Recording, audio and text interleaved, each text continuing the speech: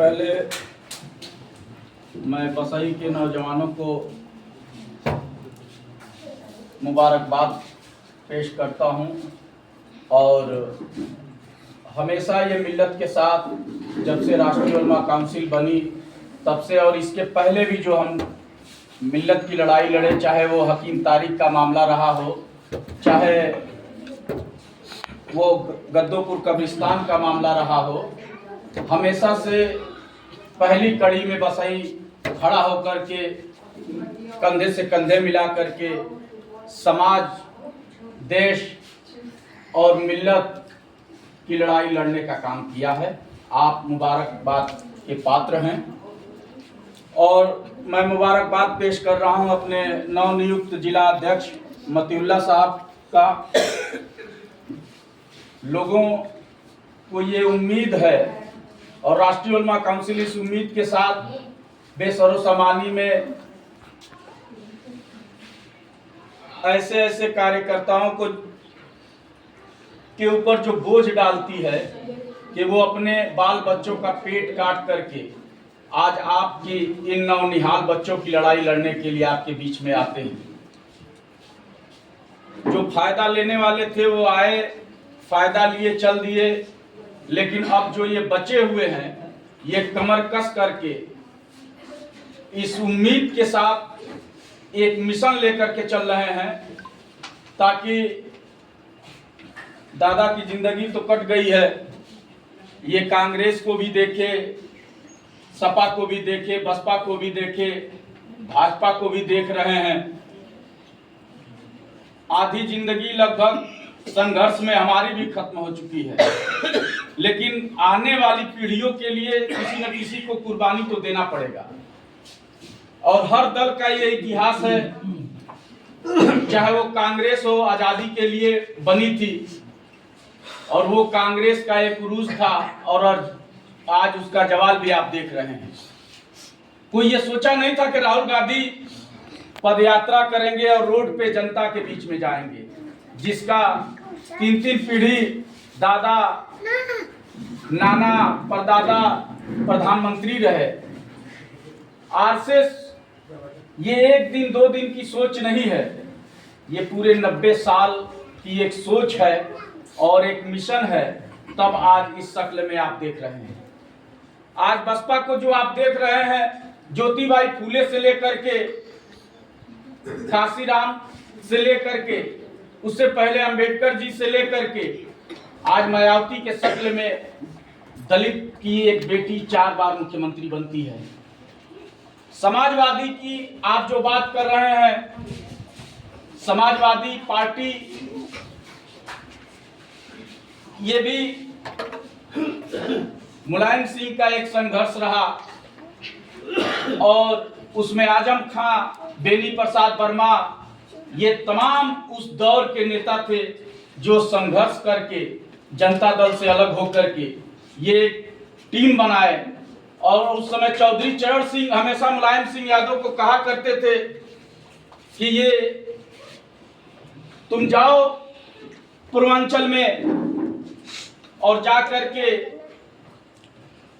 पटवारी का काम पहले ये एक श्रीवास्तव जी लोग करते थे, लेकिन वो कहे कि जा करके बैकवर्डों का इनके मंडल कमीशन जब आया 84 में, उसके आप अगुआ बनो, लड़ाई लड़ो। आज 84 के पहले यादव समाज की स्थिति क्या थी दादा जानते होंगे, और 84 के बाद आज देख लीजिए कि उस देश की सर्वोच्च कुर्सी पर बैठ करके, जबकि वोट हमारा, नोट हमारा, सपोर्ट हमारा, और 4 बार मुख्यमंत्री बने अखिलेश यादव के रूप में, लेकिन वो ये नहीं सोचे कि एक बार आजम खां को भी मुख्यमंत्री के बारे में सोच लें।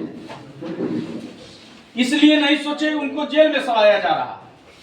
कई बार समाजवादी के लोग रोड पे आए। ये राजनीतिक तौर पे आपको अध्ययन करना होगा, सोचना होगा। तो हर आंदोलन के पीछे एक संघर्ष होता है। हमारे पीछे हमारी दुर्भाग्य ये है कि हमारी कौम जो है कभी लीडर तस्लीम नहीं करती।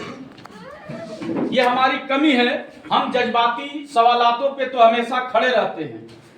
अभी कोई किसी को अफवाह फैल जाए तो थोड़ा सा बीजेपी का डर है, शायद इस समय लोग न निकलें, नहीं तो फला जगह मस्जिद टूट रही है, 1000-2000 लोग इकट्ठा हो जाएंगे। और हमारी कमजोर नसों को ये सारे राजनीतिक दल इस कदर पकड़ लिए हैं कि ये जानते हैं कि मुसलमान किस मुद्दे पे इकट्ठा होगा, इनका वोट कैसे लेना है। अभी देखिए बिहार के अंदर राहुल जी और तेजस्वी जी जा करके एक मदरसे में जा करके बैठ गए हैं चटाई पे।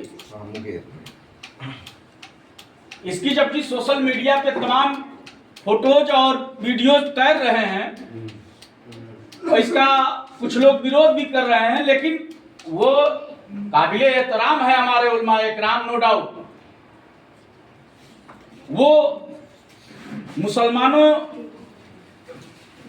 और मिल्लत, आज जो मुसलमान और कहीं ना कहीं मुसलमान अगर बाकी है, ईमान बाकी है, तो ये उलमाए इकराम की इसमें बहुत बड़ा अहम रोल है।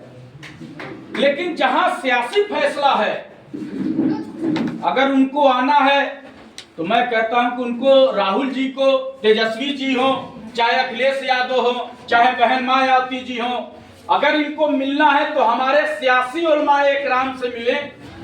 हमारे सियासी उलमाए इकराम से ये नहीं मिलेंगे, इसलिए कि अगर वो बैठेंगे इस दरी पे तो ये हमको हमारे हिस्सेदारी की बात करना होगा, और वहां उल्लू सीधा करने के लिए, अपनी वोट साधने के लिए, मुसलमानों का वोट तो सबको चाहिए, सपोर्ट सबको चाहिए, लेकिन आपके हिस्सेदारी के सवाल पे ये कौन खड़ा होता है, गौर इस पे करना होगा। अब वोट इस पे करना होगा। सोशल मीडिया का जमाना है, पूरी दुनिया ये देख रही है। मैं राहुल गांधी जी से कहना चाहता हूं, अभी उसी बिहार के अंदर अभी आर्टिकल 341 और 27% जो ओबीसी का आरक्षण है, इस पर एक डिबेट बुलाया गया था पटना के अंदर। उसमें वहां की नीतीश सरकार के लोग भी थे, भाजपा सरकार की केंद्रीय मंत्री भी थे, लालू यादव जी के भी एमएलसी और विधायक थे, हर दल के नेता वहां पहुंचे थे। कुछ कामों को देख करके राष्ट्रीय उलमा काउंसिल के एक अदना सिपाही को भी वहां बुलाया गया था।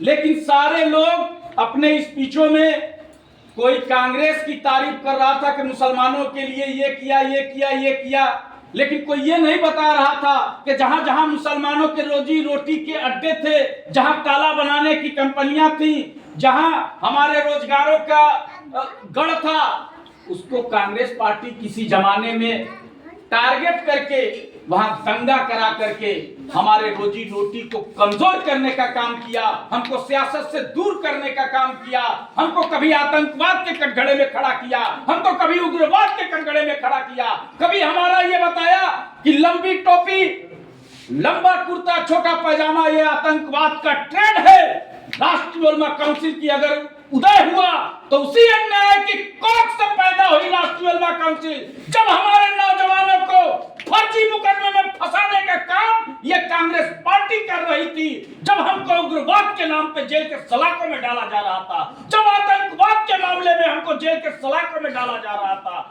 उस समय जब कोई बोलने वाला नहीं था, तब मर्द मुजाहिद मौलाना आमिर रसादी बिल्ली के गले में घंटी बांधे कौन, स्पेशल ट्रेन ले जाकर के दिल्ली के जंतर मंतर पे मुजाहरा करके हमने मांग किया कि हमारे बटला हाउस इनकाउंटर की न्यायिक जांच करा दो, ताकि दूध का दूध और पानी का पानी हो जाए। इस मुद्दे पर राहुल गांधी कभी उलमाए इकराम के यहाँ क्यों नहीं गए, ये एक सवाल है सोशल मीडिया के माध्यम से। उस समय तेजस्वी क्यों नहीं आए? यही समाजवादी पार्टी के गठबंधन से केंद्र में यूपीए की सरकार चल रही थी, अखिलेश यादव बोलने के लिए तैयार क्यों नहीं हुए? उस समय माननीय मुलायम सिंह यादव जी बोलने के लिए तैयार क्यों नहीं हुए? हमको, अब हम अपने संवैधानिक अधिकारों की बात करने के लिए आए हैं। पहले हमको सुरक्षा के नाम पे वोट लिया जाता था कि नहीं लिया जाता था? लिया जाता।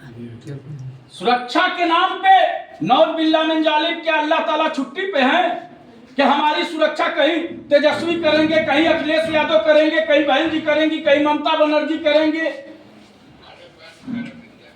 ये सवाल ये है कि हमारा जो संवैधानिक हक तलफी हुई है, हमारा जो संवैधानिक अधिकार छीना गया है, इस मुद्दे पे ये सो कॉल्ड सेकुलर हिंदुस्तान की पार्टियां कब बोलेगी, ये इस सवाल को लेकर के राष्ट्रीय उलमा काउंसिल मैदान में आई है।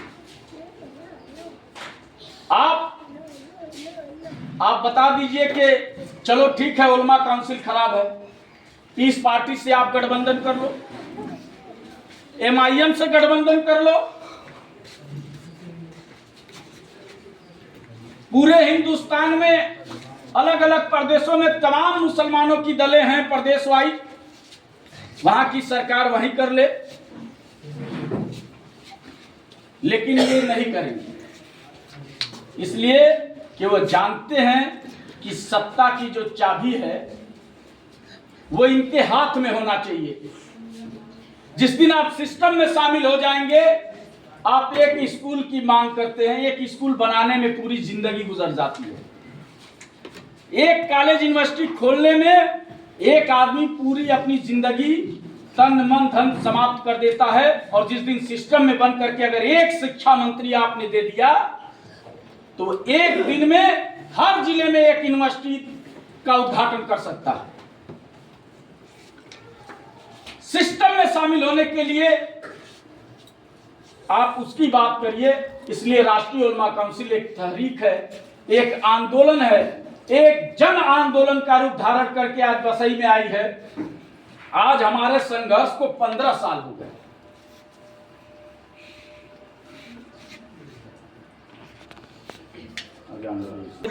और इस मिशन को आगे बढ़ाइए, इसलिए कि गैर परों से उड़ सकते हो, हद से हद दीवारों तक, अंबर पर तो वही उड़ेंगे जिनके अपने पर होंगे। और जो हमारे मसाइल हैं वो हमारे अपने मिशन से निकलेगा। आज बीजेपी की सरकार है, लोग सहमे हुए हैं, डरे हुए हैं। एक बार और कांग्रेस की सरकार में पुलिस का जो भय था उसको अगर निकालने का काम की तो वो राष्ट्रीय उलमा काउंसिल ने की। और फिर जो ये बीजेपी का आपके दिमाग में ये भय है, इसको भी खत्म करने का काम इंशाअल्लाह ताला राष्ट्रीय उलमा काउंसिल ही करेगी। इस सरकार में भी हमने थाना घेरा है, इस सरकार में भी हमने जुल्म ज्यादती के खिलाफ लड़ाई जारी रखा है। बाकी सारे लोग कि यहाँ जाएंगे तो वो कहते हैं कि आज हमारी सरकार नहीं है इसलिए हम आपकी मदद नहीं कर पाएंगे, अगर हमारी सरकार आएगी तब हम मदद करेंगे। राष्ट्रीय उलमा काउंसिल जब से बनी है, ना कभी किसी सरकार हो, किसी की सरकार हो, हम कभी सरकार में नहीं रहे, हमारे कभी MLA MP नहीं रहे, लेकिन हम हर उस जुल्म ज्यादती के खिलाफ आंदोलन जारी रखे, लड़ाई लड़ रहे हैं। अब इस कड़ी को आगे बढ़ाने के लिए मैं चाहता हूं कि हमारे साथ प्रदेश अध्यक्ष अनिल सिंह जी हैं, वो आए और इस मिशन को आगे बढ़ाएं।